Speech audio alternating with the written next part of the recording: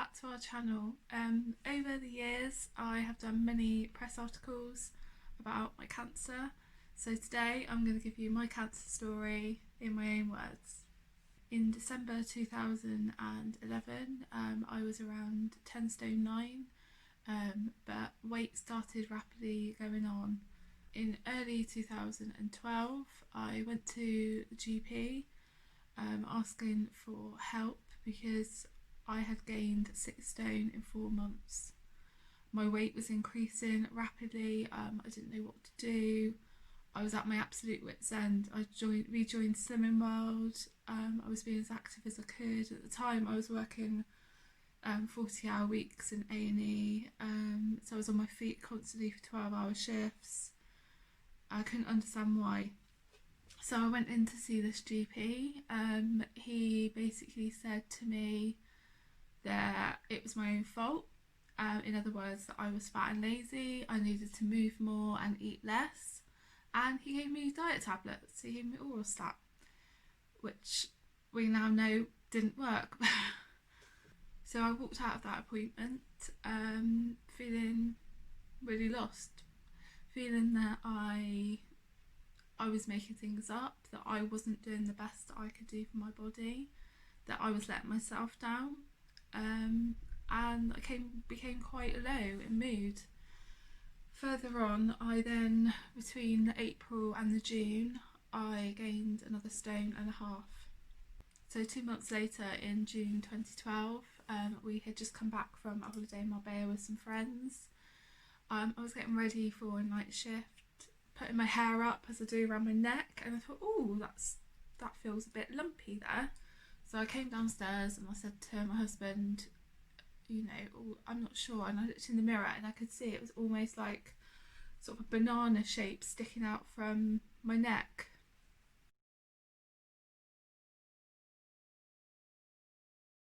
I said to my husband, you know, I'll see tonight, I'll find a doctor when they come around the wards and I'll ask them what they think, because it was a Friday night and I had to obviously wait till Monday before I could get an emergency GP appointment.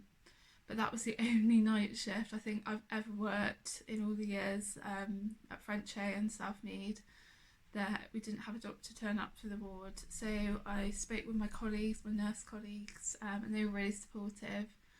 And obviously afraid Dr. Google throws all sorts of things at you. So the Monday finally came.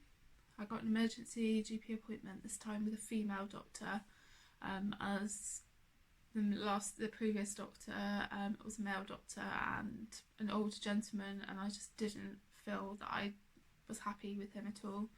So I went in, I showed my neck to the doctor. I said I was getting really low mood, I was getting fatigue, you know, I was struggling to get through 12-hour night shifts, which previously I hadn't done, and obviously the absolute rapid weight gain. She went and called in another female doctor who came in. They sat down with me, they ran through a few things, questioning glandular fever, questioning a goiter, questioning thyroid cancer. And at that moment I froze. You know, I was 23, I felt like I had my life in front of me, and they mentioned the word cancer. I was there on my own, and I remember walking out of that room and going to sit in the waiting room waiting for bloods on my own, and that was the hardest thing I think I've ever had to do, because everything's running through your head at that point in time. So as we know, in the UK, there's a 2-week turnaround with suspected lumps, bumps, and abnormalities that query cancer. I had to fight to get my appointment. It was nearly 3 weeks before I finally managed to get an appointment, because back then faxes got lost.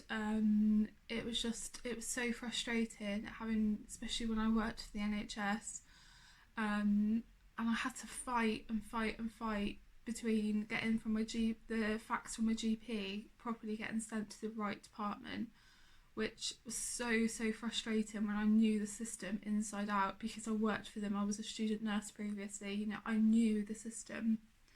Anyway, fast forward to the 12th of July, 2012. I don't know how I forget. I, funnily enough, had the ultrasound in the afternoon, and then I had an outpatient's appointment on the evening. And my lovely sister, she took me to the ultrasound, and we were sat in the waiting room, and we were hearing men scream, and I was thinking, what the hell's going on? You know, what have I not known? What have I not been prepared for? And bless her, she had very little girl at the time. She was only, oh gosh, what was she, about 16 months old, possibly 16, 18 months old at the time. So she didn't really want to be there and everything. So my sister phoned my mum because she was really concerned what was going on, why there was men screaming and people were saying, ow, that hurts, you know, and I hadn't been prepared one bit. So my mum, bless her, rushed back from a school that she was teaching at, and she got there just after I'd had the procedure. But basically what the procedure was an ultrasound of my neck, and a fine needle biopsy. But I didn't have one biopsy, I ended up with 3 biopsies, and actually it wasn't that bad at all. So I think the screams made me more anxious and more concerned of actually than what it was. You know, it was very sort of a bit of a pressure while the needle went in, but such a fine needle, it was absolutely fine. So I walked out with these 3 pressure points on my neck where I'd had them punctured. And my mum came, and then my mum took me home because the outpatients wasn't till that evening. So I remember clear as day, my husband said, oh, come on, I'll take you out for a curry to keep your mind occupied. So we went out for a curry, and we were just waiting for, well, we first finished our onion bhaji starter, and we were just waiting for our curries to turn up, and I had a phone call. So I answered it, and it was a registrar from Southmead Hospital. Oh, I just want to check that you'll definitely come in. And I said, yeah. I said, my appointment's not till 7 o'clock. Oh, that's okay, as long as you'll definitely come in. I thought, oh, that's a bit weird. I don't normally get a registrar phone and find out that you'll definitely come into your appointment. So anyway, you know, the next hour or so passed, and Mum and Dad came and picked me up because it was on the way, and we went off to Southmead Hospital. And Dad sat in the car, as Dad, bless him, does. And Mum took me in, and we went in straight away. They were all there. There was nurses, there was a registrar waiting for us. So went in, shook his hand, sat down, and from that moment on, my world collapsed completely. So he sat us down, and he said that he'd spoken to the radiographer, specialist radiographer that had done my biopsies that afternoon. He had sent him over images. He had phoned him because he was concerned. So the radiographer said that they're 99% sure that it's papillary thyroid cancer. It's like the floor is just removed from under you, the rug is pulled from under your feet.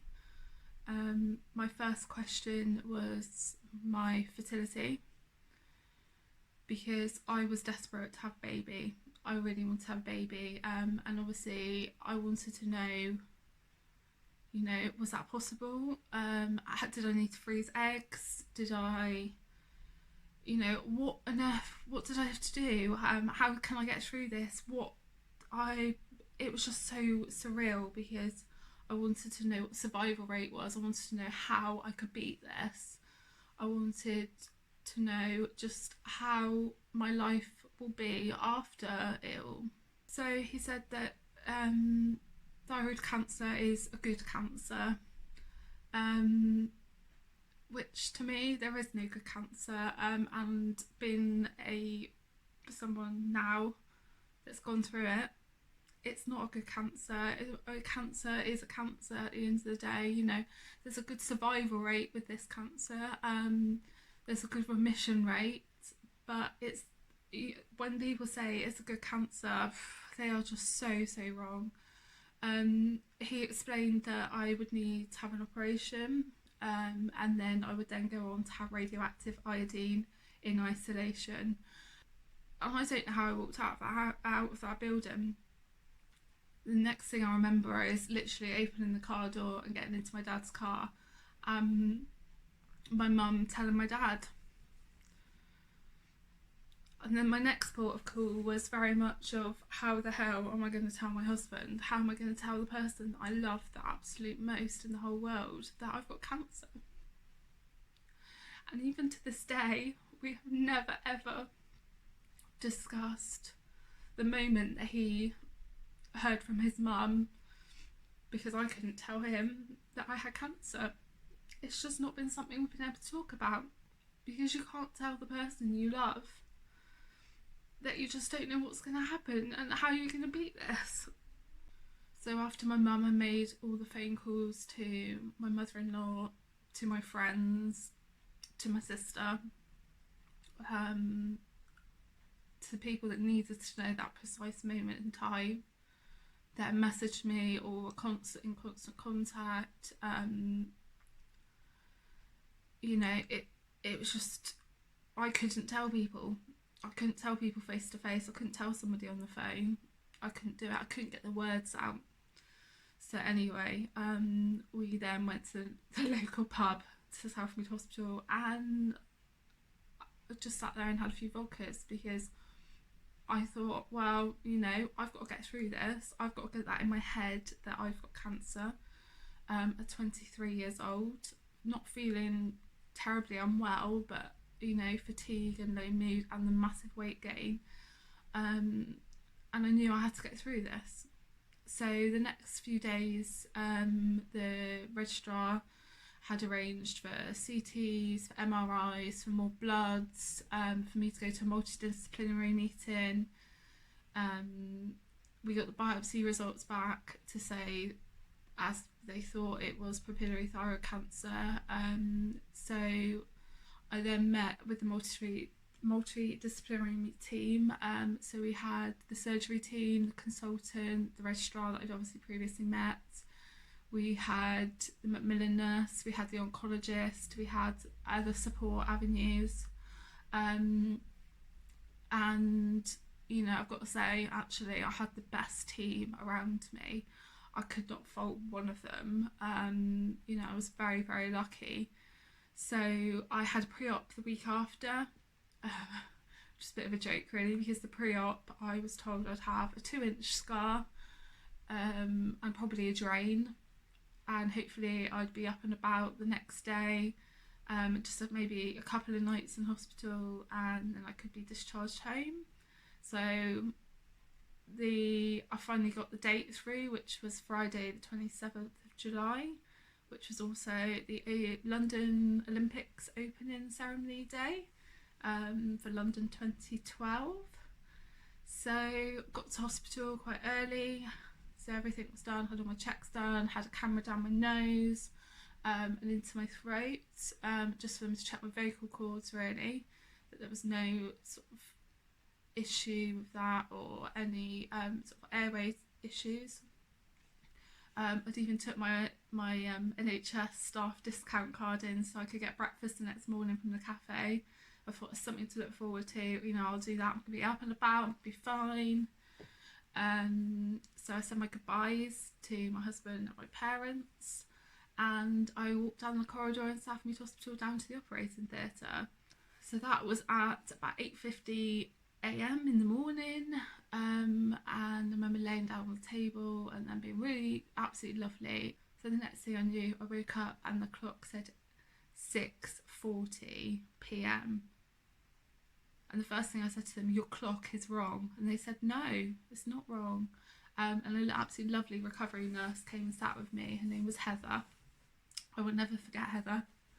And she just said to me, the team will be here in a minute, they'll come and talk to you, but things were a little bit longer than they planned. I was thinking, blimey, a little bit longer, that's 8.5 hours on the operating table at least.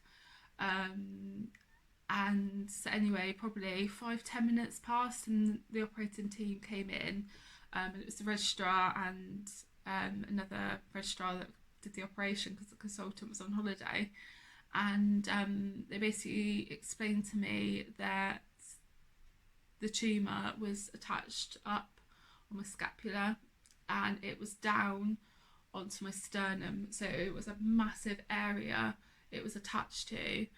Not even that, not just that, it was embedded into one of my tongue nerves, which, you know, they didn't know if I could talk. That was their main concern, because it took them that long to do the microscopic repair of the nerve to try and see if I could talk. And luckily I could. It was hard, and even to this day it's hard. The slurring, I get tired if my calcium drops. It's just constantly hard to talk. Even to this day, I have moments where my speech is really, really affected, because I have part of my tongue that doesn't work. My tongue nerve doesn't work. So my tongue is constantly wonky. I can't move it. I can't naturally clean your teeth around with your tongue or your mouth. I have to chew one-sided. But speech is a massive issue. But I could talk. So he said that my calcium levels were extremely low, and that I needed to go to intensive care, because I was at such a high risk of having a cardiac arrest. So, but he promised me he was going to phone my mum, because he promised her as soon as he could and knew that how I was, he would phone. And you know, I couldn't thank them enough for doing that. Once I was fully awake and they were happy with my observations, the intensive care team came with the theatre staff. I remember the bright yellow T-fib backpacks they had back then. And I had about a team of 5 people taking me down to intensive care. I didn't really know what to expect, because when I'd worked and popped in intensive care, a lot of people were on ventilators. I was obviously awake. While I woke up, I had a 16-inch scar from ear to ear, so I've got a nice big smiley scar. I woke up with a standard cannula, an arterial line, a catheter, 2 drains, and a femoral line.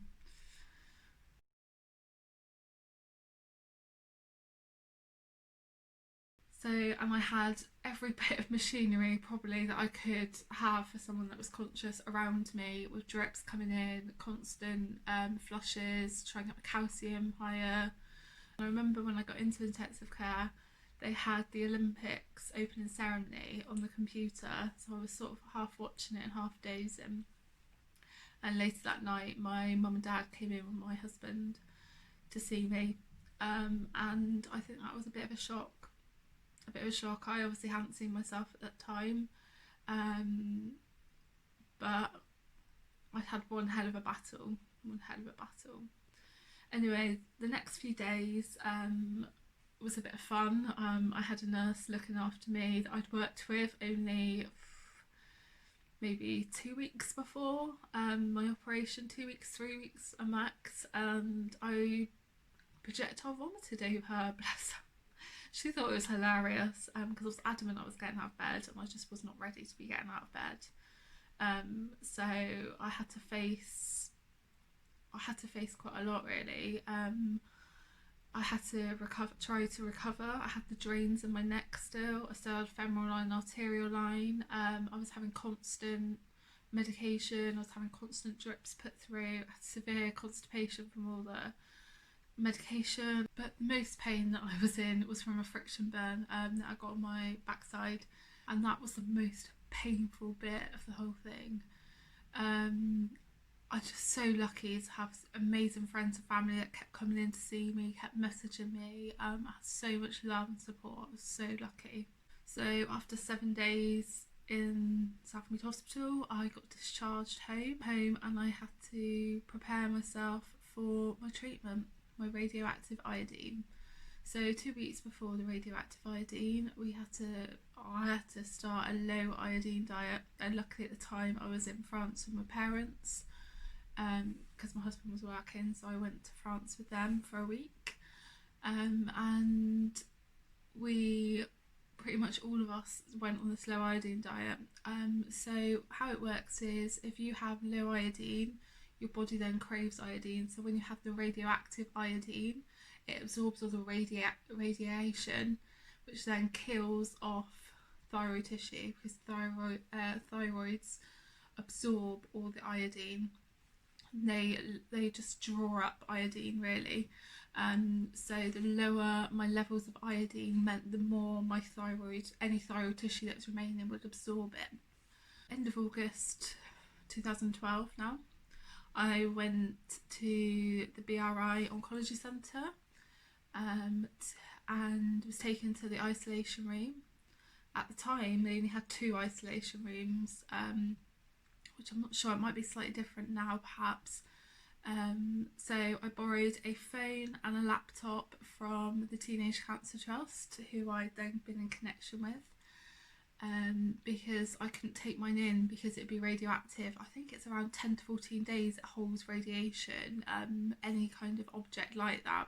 The radioactive isotope, radioactive iodine, is basically I'd say probably antibiotic size, maybe slightly bigger capsule, which is put in a pot at the bottom, and the radiographer, isotope lady, screws on this sort of tube, I'd say probably 30 centimetres, while she's in a lead apron and everything, lead gloves, etc.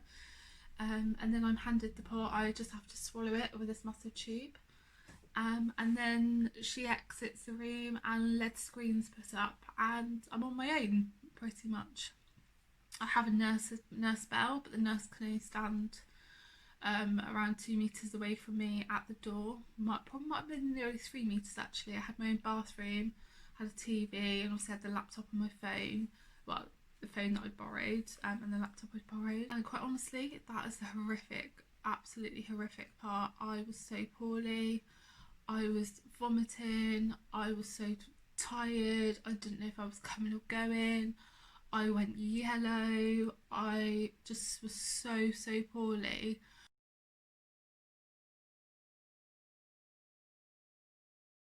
And actually they put it down to that my levels of iodine was so low, because I'd done so well on the pre-op diet, that actually my body absorbed every ounce of that iodine. Because my Geiger, I used to get scanned to see whereabouts my levels were, and my levels were still pretty high. A few days later, when I got discharged to go home, that I even set the Geiger counter alarms and the neuro alarms off, nuclear alarms even, when I left the hospital, which was entertaining. I got some funny looks. Mum came to pick me up. I had to sit 1 metre diagonally away from her, so she drove and I sat sort of behind the passenger seat. And then I got home. I had to I slept on the sofa. My husband was working, so I slept on the sofa, and we've got a downstairs toilet, so that was my toilet. No one else could go in that toilet for, I think it was 5 days, because I was still radioactive. So everyone that came had to sit distance away. I couldn't have my niece here because I couldn't be near children for a good further 5 days until my Geiger counter was low enough. And after a couple of days, I then went back to the hospital to have a gamma camera scan, which basically shows up where the iodine was absorbed within your body. Because I had a marking on my right lung, which they were hoping and praying that it was thyroid tissue, and it seemed to absorbed around that area. So it was really good indication that it there. And a little bit of my stomach, I had a little bit down my stomach, which seemed to absorb that as well, so that was really good. Once that was done, it was then coming home, started to recover. I finally got some physio appointments because I couldn't move my neck at all, I couldn't drive. It literally was just completely still, and it was just where the muscle had not formed properly this side, because I'd had it attached. I was constantly feeling like it was knotted before, which was, now we know why, it was a tumour. So I had to have a lot of physio work done on it, and a lot of massaging the scar and everything like that. Then routine bloods, constant routine bloods, weekly, sometimes bi-weekly at one point, to try and get the calcium under control, always say that, but that's another story. But also there was the mental battle that I wanted a baby and I had to wait before we could try to have a baby. We had to wait till August the following year because I had to be a year out of radioactive treatment.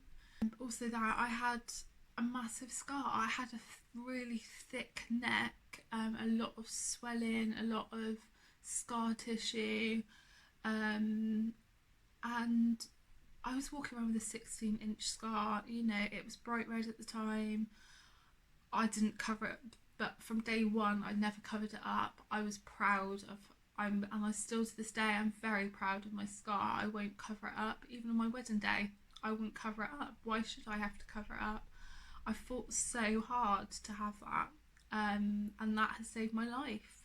In January 2013 I went back to Frenchay, as at Frenchay Hospital as it was then, and carried on doing some night shifts. I couldn't work what I used to work, but I did 2 nights a week, and at times that was a struggle with medication especially. And then in February I went and had a radioactive iodine tracing dose. It was a lot smaller dose, but it then showed if there was any other bits that needed absorbing and if stuff had moved or cleared or what have you. In March 2013 I went to an oncology appointment with my absolutely amazing consultant, and he said that there was no sign of thyroid tissue, which meant that I had reached remission, which I think was a bit of a shock to him, a bit of a shock to me, because he thought I might have needed 2 or 3 full-blown treatment doses.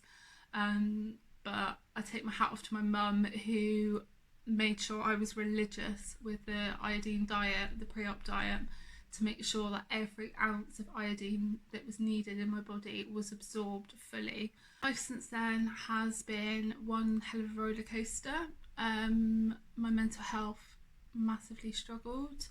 I had a lot of friends who came and went.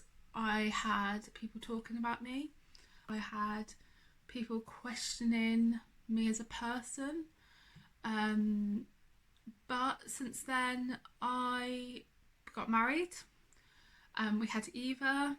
I gained a further 2 stone. I hit rock bottom mentally, which I've been very open and honest about, because there's just not the support. There's not the support. When you come out and you're in cancer remission, I had no support. I had some lovely friends and family, but there's no real support groups that you can get that support. I obviously went through counselling, CBT and everything, but I still couldn't understand, and still even to this day I can't get my head around why I was the one that had cancer. What did I do wrong to deserve cancer? I don't know. I've since had a gastric bypass in January 2019 privately, and I have lost 7.5 stone. I constantly am battling with low calcium, and I've been hospitalised a number of times because my calcium suddenly drops and I need to be infused for 2-3 days. But I've got me, I've got my family. Mental health is stable. I've got loving people around me.